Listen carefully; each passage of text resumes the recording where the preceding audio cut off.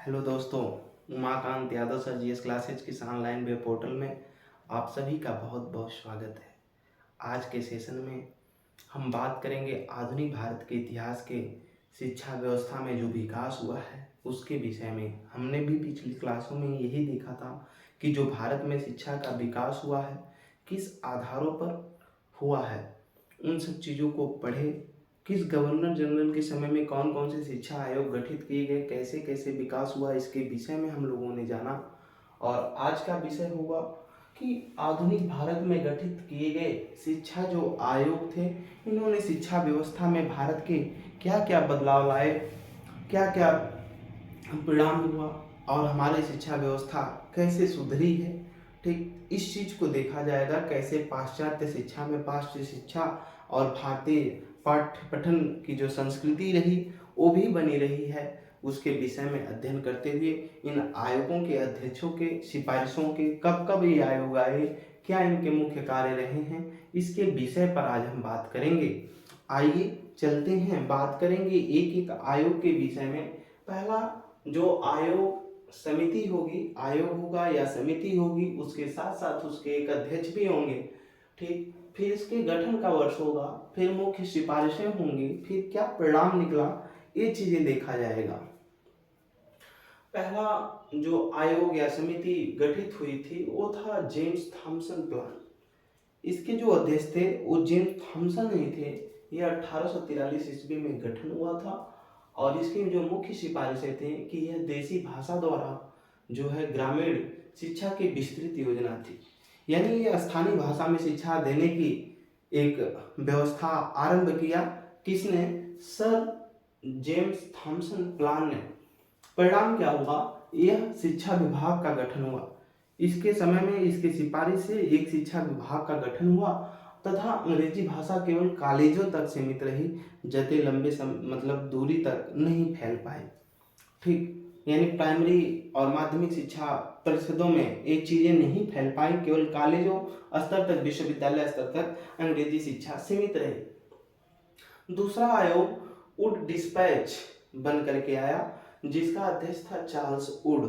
ठीक, 1854 में लॉर्ड डलहौजी के शासनकाल में ये चार्ल्स वुड या वुड डिस्पैच आया हुआ था। कई बार एग्जामों में क्वेश्चन रहा है।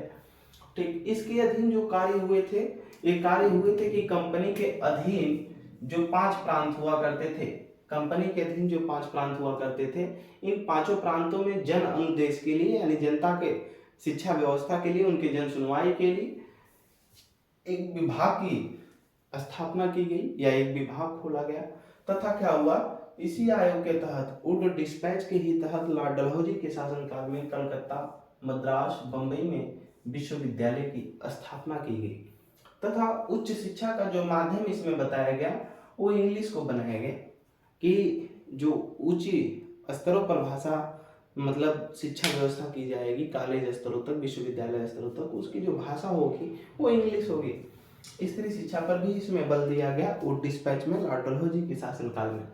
क्या हुआ, 1855 में जन अनुदेश लोक शिक्षा विभाग की स्थापना की गई।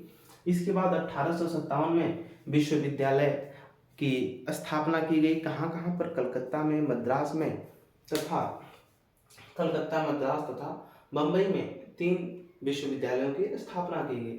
अगले आयोग के विषय में चलेंगे, हंटर शिक्षा आयोग। तीसरा नंबर का जो आयोग है वो हंटर शिक्षा आयोग है, जिसकी स्थापना 1882 से 83 ईस्वी में हुई थी। इसके अध्यक्ष जो थे वो विलियम हंटर ही थे। ठीक, यह कमेटी ने क्या सिफारिश किया, आइए देखते हैं। इस कमेटी की जो सिफारिशें थी, इसकी सिफारिशें प्राथमिक तथा उच्च तथा माध्यमिक शिक्षा तक ही सीमित थी। ठीक, यानी ये कॉलेजों तक, विश्वविद्यालयों तक नहीं पहुंच पाए। प्राथमिक तथा माध्यमिक, यहाँ पर जो लिखा गया है, इसकी सिफारिश प्राथमिक तथा माध्यमिक शिक्षा व्यवस्था तक ही सीमित रही। और इसके कहना था कि जो प्राथमिक शिक्षा हो वो स्थानीय भाषा में हो। जो राष्ट्रीय नई शिक्षा नीति 2020 का भी यही प्रारूप है। 1882 ईस्वी में पंजाब व 1887 में इलाहाबाद विश्वविद्यालय की क्या हुई, स्थापना हुई। इसी आयोग के तहत कब? 1882 में पंजाब में, 1887 में इलाहाबाद विश्वविद्यालय की स्थापना की गई।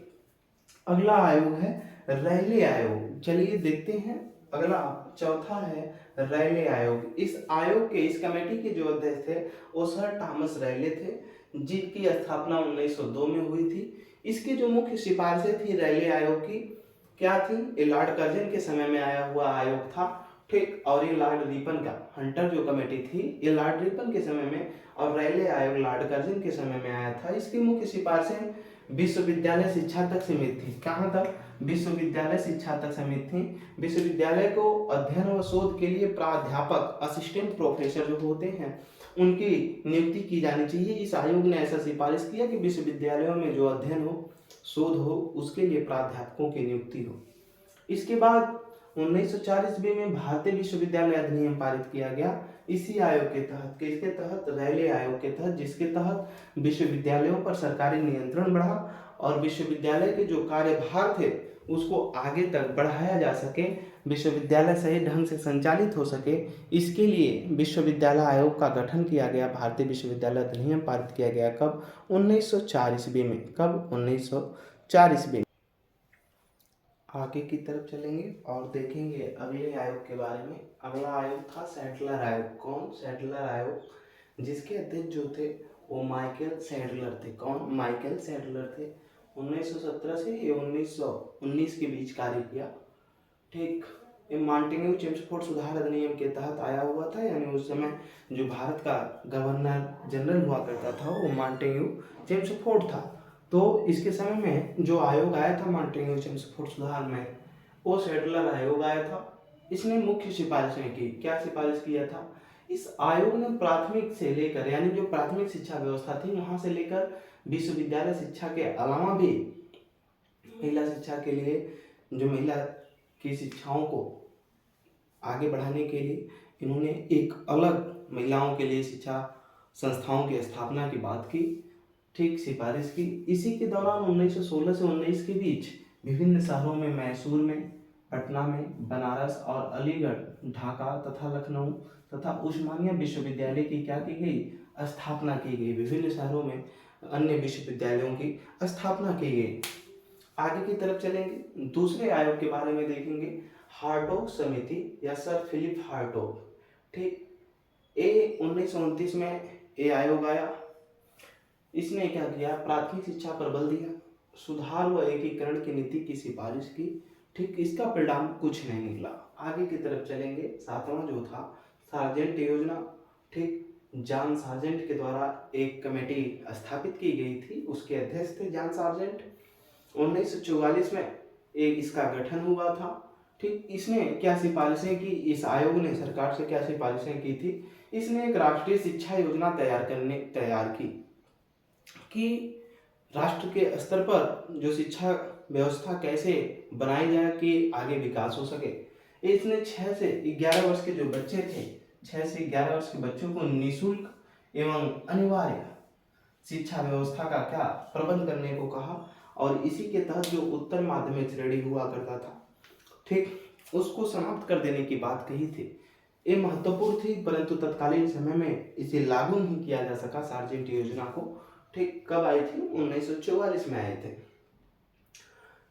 राधा कृष्णन आयोग, ये 8वें नंबर पे है, ठीक। राधा कृष्णन आयोग ये 1948-49 के बीच आए हुए थे, ठीक। देश के आज़ादी के बाद इसने विश्वविद्यालय शिक्षा पर अपनी रिपोर्ट पेश किया था।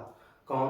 राधा कृष्णन आयोग। इसके अध्यक्ष भी राधा कृष्णन थे, डॉक्टर सर्वपल्ली राधाकृष्णन, जो भारत के प्रथम उपराष्ट्रपति, ठीक। इसने विश्वविद्यालय शिक्षा पर अपनी रिपोर्ट पेश की। इसके अनुसार विश्वविद्यालय जो था उसमें कहा गया कि जो विश्वविद्यालय में जब भी कोई व्यक्ति अध्ययन के लिए एडमिशन करेगा तो उसके पहले उसको 12 वर्षों का अध्ययन करना होगा, यानी प्राइमरी स्तर से लेकर के कहाँ तक? 12 तक। इसके बाद भी वो स्नातक की शिक्षा के लिए विश्वविद्यालय में प्रवेश कर सकता है। इसने ही, इसी आयोग ने, राधाकृष्णन आयोग ने ही एक विश्वविद्यालय अनुदान आयोग, जिसे बोलते हैं यूजीसी, अंडर ग्रेजुएट जो है कमीशन, राधाकृष्णन आयोग, इसने विश्वविद्यालय अनुदान आयोग का गठन का सिफारिश किया और 28 दिसंबर 1953 को विश्वविद्यालय अनुदान आयोग का गठन हुआ। 1956 में विश्वविद्यालय यूजीसी जो था वो एक स्वतंत्र निकाय के रूप में कार्य करना स्टार्ट कर दिया, एक स्वतंत्र निकाय बन गया। कौन? यूजीसी, विश्वविद्यालय अनुदान आयोग। अगर आपसे क्वेश्चन पूछा जाता है कि विश्वविद्यालय अनुदान आयोग का गठन किसकी सिफारिश पर है, तो राधाकृष्णन आयोग के सिफारिश पर ये मांग की गई थी और 28 दिसंबर 1953 को विश्वविद्यालय अनुदान आयोग का क्या किया गया, गठन किया गया। इसको याद रखेंगे। इसमें आगे की तरफ चलेंगे और देखेंगे कि अगला जो नौवां आयोग था कोठारी शिक्षा आयोग। क्या? कोठारी शिक्षा आयोग। ठीक, कोठारी शिक्षा आयोग कब आया था? इसके जो अध्यक्ष थे डॉक्टर DS कोठारी थे। 1964 से 66 के बीच इसका गठन हुआ कोठारी शिक्षा आयोग का। इसकी मुख्य सिफारिशें थी, इसने जो भारतीय शिक्षा व्यवस्था थी जो उसमें लचीलापन था उसको दूर करने की बात किया कि शिक्षा व्यवस्था को बहुत मजबूती तरीके से आगे बढ़ाया जाए। इसने कार्य, अनुभव तथा नैतिक शिक्षा पर बल दिया। ठीक, कि जो भी चीज़ें पढ़ाई जाए उसमें बच्चों को प्रैक्टिकल कराया जाए ताकि उनको अच्छा ज्ञान हो सके, लंबा अनुभव हो सके। ठीक, इस पे बल दिया गया। इसी के सिफारिश के मद्देनजर रखते हुए 1968 में राष्ट्रीय शिक्षा नीति की गठन किया गया। आगे की तरफ अगले आयोग के विषय पर चर्चा में चलेंगे। जो 10वां आयोग था वो था राममूर्ति समिति या राममूर्ति कमेटी। ठीक, आचार्य राममूर्ति इसके अध्यक्ष थे। 1990 में इसका गठन हुआ। इसने जो अपना सिफारिश किया सरकार से कि नवोदय विद्यालय को आदर्श विद्यालय, नवोदय विद्यालय में विशेष छूटें जो होती हैं उसको आदर्श विद्यालय, सामान्य विद्यालय के रूप में विकसित किया जाए तथा जो माध्यमिक स्तर है शिक्षा का इसको व्यवसायिक शिक्षा को बढ़ावा देना। माध्यमिक स्तर पर ही बच्चों को टेक्निकल चीज़ों को सिखाया जाए ताकि उनके तकनीकी विकास, कौशल और तकनीकी विकास आसानी से हो सके। इसलिए राममूर्ति जो कमेटी थी इसने सिफारिश की थी कि माध्यमिक स्तर पर व्यवसायिक शिक्षा को बढ़ावा दिया जाए। अगला 11वां जो कमेटी थी यशपाल समिति। ठीक, प्रो यशपाल 2008 ईस्वी में इसका गठन हुआ था। इसकी जो मुख्य सिफारिशें थी, इसने राष्ट्रीय उच्च शिक्षा एवं अनुसंधान आयोग के गठन का सुझाव दिया कि कम से कम टेक्निकल कौशल तकनीकी जो शिक्षा व्यवस्था है और शोध संस्थान जो हैं इनको आगे बढ़ाने के लिए राष्ट्रीय उच्च शिक्षा एवं अनुसंधान आयोग का गठन का सुझाव दिया था। परिणाम इनका कुछ नहीं निकला। ठीक, इसी यशपाल समिति ने ही जो भारत में डिम्ड विश्वविद्यालय थे, डिम्ड विश्वविद्यालयों की मान्यता रद्द करने की बात की थी, लेकिन इस पर कोई भी कार्रवाई नहीं हुई। अगला अगर हम देखें तो अगली कमेटी राष्ट्रीय नई शिक्षा नीति 2020 आई हुई है। ठीक, राष्ट्रीय नई शिक्षा नीति 2020 में बहुत से चीज़ें को बदलाव लाया गया है। ठीक, क्या है कभी उसके विषय पर चर्चा किया जाएगा। ठीक, आज के लिए इतना ही। अगले क्लासों में हम मिलेंगे आपसे कि भारत में जो विश्वविद्यालयों की स्थापना हुई है, कब हुई है और कहाँ पर हुई है, कौन कौन से विश्वविद्यालय पहले गठित किए गए थे, सबसे प्राचीनतम विश्वविद्यालय कौन है, इन सारी जानकारियों के साथ हम आपके साथ अगली कक्षाओं में मिलेंगे। आज के लिए इतना ही। Umakant Yadav sir GS classes में जुड़ने के लिए आप सभी मित्रों का बहुत बहुत धन्यवाद।